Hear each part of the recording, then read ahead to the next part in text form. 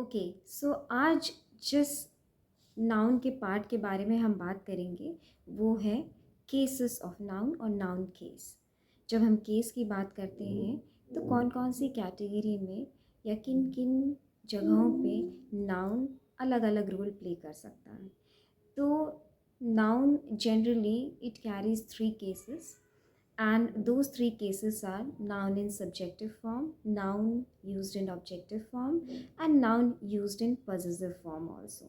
So there are three cases of nouns, and those are noun subjective, objective, and possessive.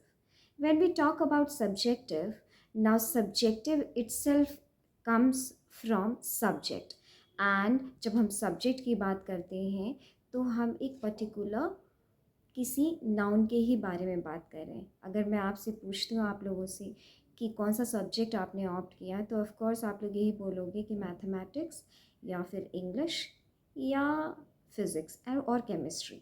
तो ये particular proper noun हो गया, right. तो particularly जब हम नाउन के फंक्शन की बात करते हैं, केसेस की बात करते हैं, तो अगर वो सब्जेक्टिव फॉर्म में फंक्शन कर रहा है तो प्रॉपर नाउन ही नाउन का सब्जेक्टिव फॉर्म हुआ। Say for example, Seema is a good girl. So यहाँ सीमा जो है वो क्या हो जाएगा, noun. First of all identify करेंगे कि सी नाउन सेंटेंस में कहाँ है, where is the noun in the sentence. So Seema is the noun in the sentence. Now we all know that sentences के दो पार्ट होते हैं, subject and predicate. So subject की अगर हम बात करते हैं तो ऑफकोर्स सीमा जो है वो सब्जेक्ट होगा और बाकी के सारे प्रेडिकेट होंगे, बाकी rest of the part of the sentence will be predicate. So ये चीज़ बिल्कुल क्लियर है कि नाउन अगर सब्जेक्टिव फॉर्म में काम कर रहा है तो एक प्रॉपर नाउन ही होगा। दैट मीन्स इफ़ हम डेफिनेशन की अगर बात करें तो subjective is also called nominative case. Subjective case of noun is also called nominative case of noun and the main noun. So अगर हम सेंटेंसेस लेते हैं, for example Mary drove to the store. So Mary here is a noun and it is working as a subject in the sentence. So that is why in this sentence Mary is the subjective form of noun. अब हम बात कर लेते हैं objective case. जैसे subject है वैसे ही object है ना। सेंटेंस अगर हम कोई सेंटेंस बनाते हैं और एक प्रॉपर कंप्लीट सेंटेंस बनाते हैं तो ज़्यादातर सेंटेंसेस में we use subject as well as object also. Say for example, the students are playing football, right? So here you will find that there is a subject also and there is an object also. Object यहाँ क्या है, football. But noun की subject objective case की अगर बात करें तो आप लोग हमेशा ये ध्यान रखिए दैट ऑब्जेक्ट के साथ एक वर्ब ज़रूर होगा। जैसे कि मैंने आपको एग्जाम्पल दिया that the students are playing football. So playing, it is now the word, the object football is followed by what? Is followed by playing.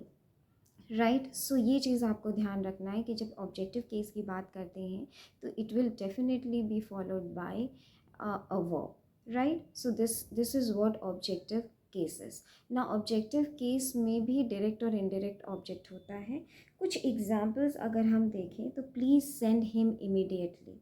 सो यहाँ पे प्लीज़ सेंड हिम इमीडिएटली में अगर आप नाउन की बात करें तो नाउन तो है नहीं, लेकिन हिम जो है it has been kept in place of noun. So him is what although it is a pronoun, but it is in an objective form. Please send him immediately. So him is followed by what? Him is followed by send. Send verb है तो ये हो गया objective case. और कोई example अगर हम लेते हैं तो our dog crawled under the fence.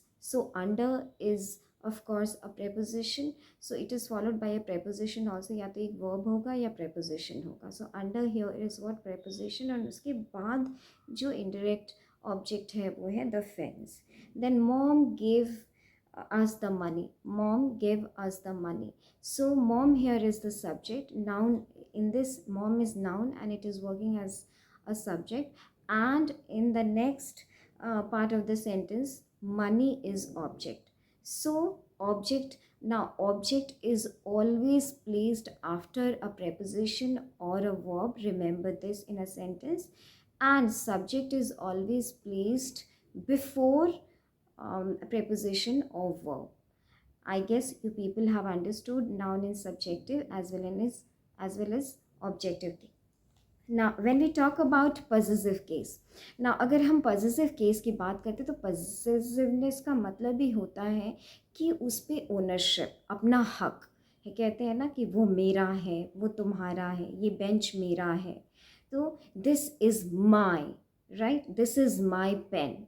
So when the other person will say that it is Rakesh's pen, so how will you write it? Rakesh, उसके बाद एपोस्ट्रॉफी लगाएंगे, फिर एस लगाएंगे। तो इस केस में राकेश जो है वो क्या हो गया, वो पॉजिटिव हो गया।